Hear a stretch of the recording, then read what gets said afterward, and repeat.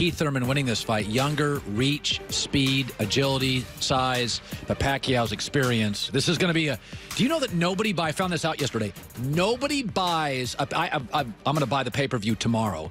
Nobody buys pay-per-view before the day of the fight. I found this out yesterday. I'll lock it in tomorrow morning. I don't want... I mean, it makes sense, though. I don't think maybe one fight ever... I don't want to be I'm trying to remember which one it was. Freaking out the day of, and there's a zillion people calling, and we could get this puppy locked in. Well, yes, I encourage you also to buy it. Thank you for this, by the way. This is very cool. It's cool. Will Blackmon, 10 NFL seasons, been around the league. You see him on the NFL Network. He is a sharp-dressed man and actually has a sense of humor on Twitter. I got a sense of humor. You don't take yourself very seriously. Look at you today. I'll tell you what. Look at you. I'm just like a sommelier. I'll take a Pinot Noir. From Oregon. Actually, I have a WSET Level 2 certification in wine. I own a wine store. I am a personal wine concierge. I drink wine. Dead serious. You are? Dead serious, yeah. I sell wine to high-end people. I like a Riesling. Where's it from? Germany. Wow. Or you go to Kung Fu Girl in Washington. Let's do it. Let's do it. I'm serious, bro. I'm not, but I still like it. I'm serious, but go ahead. Okay, so... by the way, everyone's sleeping on Pacquiao, by the way. By the way. You think Pacquiao's going to win the fight? He has a chance. Well, of course he has a chance. By the way, you ever seen him in person? He's really small. He's very... No, I mean in person. I walked down the hallway with him. Thurman's like significantly longer and rangier, and Pacquiao, you're like, that's the greatest pound-for-pound fighter of all time? Thurman will win the fight if he lands that counter right hand that Manuel Marquez handed. Right. Yep. Anyhow. No, that's not an anyhow. By the way, we were talking this morning about the difference between college football and the NFL, is that in college football, if you play for a power like Ohio State, you're not going to lose 9 games. You're in about 3 of them where they have close to similar personnel. Tennessee's a 5-point dog to Cleveland in the opener, and they have a top 5 O-line. They were 9-7 last year, least penalized team, added Adam Humphries and Roger Saffold in the offensive line, and they're a dog going to Cleveland. And I'm like... Are we sleeping on Tennessee, or are we overhyping Cleveland? So let's start with that. Cleveland's the most talked about team in the NFL. Right, hands down. Are they legit? I believe they are legit on paper. And I believe they're going to be legit this year. And it's based on the culture. I feel like they're going to come out playing very, very well. The big deal is going to, what happens when they drop 1 game? They drop 2 games. Say if they drop 3 games in a row. What's going to happen in that locker room? So that's where culture takes over. Culture takes over, 100%. There's an old saying in the NFL, you can lose 2 straight, you lose a third, a coach can lose a locker room. I never heard that, but yeah, that's very, very true. It's so the culture is what's going to help that team be really good or really bad. When you look at that division, though, I take Pittsburgh to win it because I think they have the best offensive line, arguably the best coach, the best quarterback, and I do think they get to the quarterback. They edge rush well. Right. So I'll take Pittsburgh. You actually like Baltimore. I like Baltimore just because of what DeCosta did in the offseason. He added Earl Thomas once Cleveland added Odell. I feel like that secondary is built to defend Cleveland. Defeat Cleveland, By the way, they also upgraded their running back situation. Right, get Ingram. There's a couple teams in the NFL. Chicago's one and Baltimore's the other. Tennessee may be the third. You can tell they're going to go a little old school.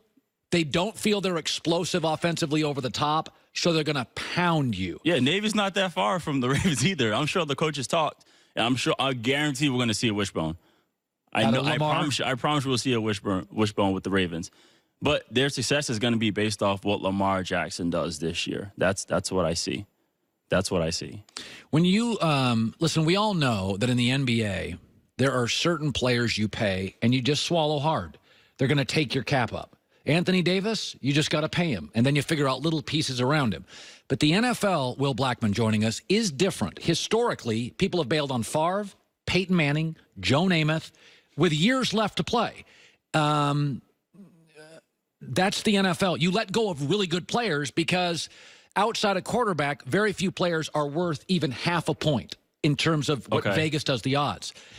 I know Zeke is great, right? But 100%.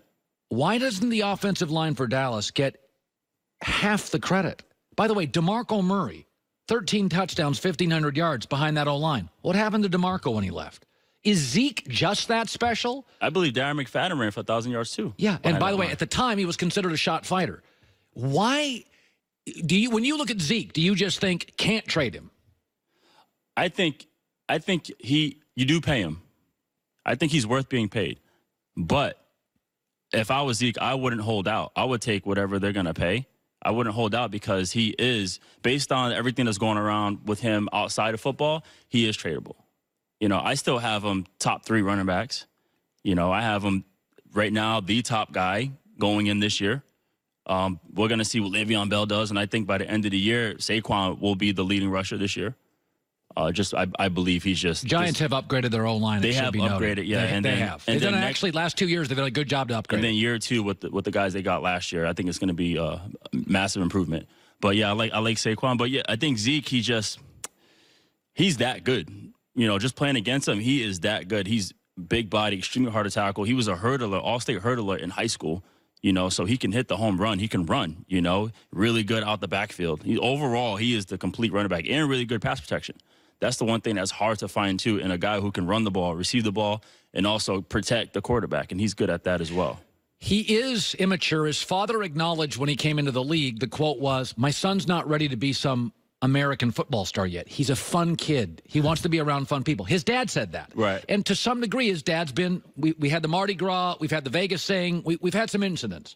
You've been in NFL locker rooms for a decade. Go back to your career. And the young, immature guy, does the green light go on, or are they always immature? Have you seen guys literally change from immature to mature? Yeah, sometimes it took for a player to go somewhere else to learn. So I'll mention a guy. When I was in Seattle, there was a player, safety, Winston guy. Winston guy had dreads, and measurable, 6'2", 215. He could run. He can cover the field. He can tackle. He can do all the things well. And I think just mentally, he just wasn't ready yet. And I'm like, man, you're behind Earl and Cam Chancellor. What a great place to learn, So I ended up going to Jacksonville. He ended up coming to Jacksonville as well after he got released. And he was what Coach Gus Bradley. Gus Bradley knew him. That's kind of how it is. You know a guy, you bring him in. And he got another opportunity, and I think once he got the starting job, just didn't know how to handle it because he didn't prepare himself in terms of how to be more mature about it. And then he eventually went to the Colts. And then when he went to the Colts, he, cut his dreads off, became a father, and just understood, like, hey, I need to take advantage of my opportunity. So he grew up once he went, to a couple of teams. So, yeah, I seen that, just to name him, for example, because I was really close to him, and I seen him go through the maturation process. When you came into the league, now you're a wine sommelier, were you ready to go maturity-wise? Absolutely not. Absolutely not. You weren't? I was not. It's funny you mentioned that. On the way here, I was thinking, I was like, okay, we always find things off the cuff. And the two things that's hard for an NFL player is your transition into the league and your transition out of the league. And I've gone through both. Transition into the league, we were talking at the barbershop the other day, is like, hey, this guy, you have no responsibility in college. And then all of a sudden you become a professional athlete. You have to buy a house, buy a car. You have bills. You have all these things you got to take care of. You're like, dude, how do I do? I never did this in college. Right. There's no, unless you're a finance major, there's no course for that. And then transition out of the league, I played football from 6 years old to 34. My whole life was scheduled out for me. My whole life. And so now I'm out, and I'm like, I need to get something. I need to do something. Yeah, I need to schedule and plan out what am I going to do now, because I'm so used to waking up. I do this, I do that, I do this, and I go home. It's the same thing all over again. I've been doing it since I was 6 years old. That's fascinating. It's crazy. It is crazy. Will Blackmon, wine sommelier. I was saying, I think it's amazing. No, studying to be one. Yeah. Isn't that amazing? I love it. Absolutely. Look up Maximum Beverage. They're my wine stores in Connecticut. Go to NFL Wine Guy on Twitter and Instagram. That's Gary V? That's NFL Wine Guy. That's me. That's you? Yeah. You're an NFL wine guy. That's my handle. Tell me something about the Bordeaux region. The Bordeaux? Well, you got Merlot on the right bank. You got Cab on the left bank. We just had something from Troplong Mondot from the right bank, Saint-Emilion. And he brought his wine. It was 85% Merlot, 5% Cab, and 2% Cab, 3% Cab Franc, I believe it was. And it was good. It was awesome. I'm thinking of having a Pinot Gris. What does it go well with? It's light. Actually, what's interesting is Pinot Grigio, Pinot Gris. They're all kind of the same. Pinot Gris is gray. That's the word for it. So you can have that with any kind of like whitefish or whatever it is. It's very good. I got you, man. I do this. Joy, you do this. It really does. You guys discuss them, and I'll just try them. Okay, Yeah. his name is Will Blackmon. He actually has a sense of humor. I love your life story. I really like it a lot. I like your life. I appreciate it. No, I like it. You have things to say. You're interesting. You know, you're a guy that I can tell without knowing you that well. You think about stuff. Yeah. Because whenever I ask you questions, you have thought You about. see my eyebrows already? Yeah, Is you that what get it is? like you. I'm like, oh, when you drive in your car, you may listen to music, or sometimes you just think. Yeah, I do. Yep. You're a thinker. Especially coming here, I don't. It's unpredictable when I come here to hang out with you guys. So I know you're gonna. I'm just ready. You gotta be ready. I pay attention to the world. You do. Wine sommelier. It's so good to see you. Yeah, you too. Are you a Napa guy? I've gone to it. Napa's cool. I like old world. That's kind of my vibe. Like Italy. Old world is Europe. Yeah. You like old world. Yeah.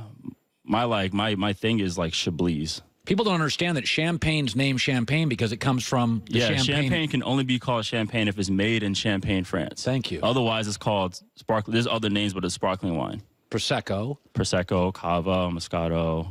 Look at this guy. Cremant. What the hell? What's Cremant. going on here? NFL Wine Guys, my new handle. I talk about wine only because I talk about wine on my regular handle, and people are like, yeah, you know, I just drank it. I don't really care. So I'm like, no one appreciates it here. Let me create NFL Wine Guy. This guy appreciates it. Okay, we'll follow it, and couple then of thinkers. And then all those professional athletes out there that are looking to buy wine, I am your guy. I'm being serious about that. That's what I do. Good seeing you, Joy, with the news.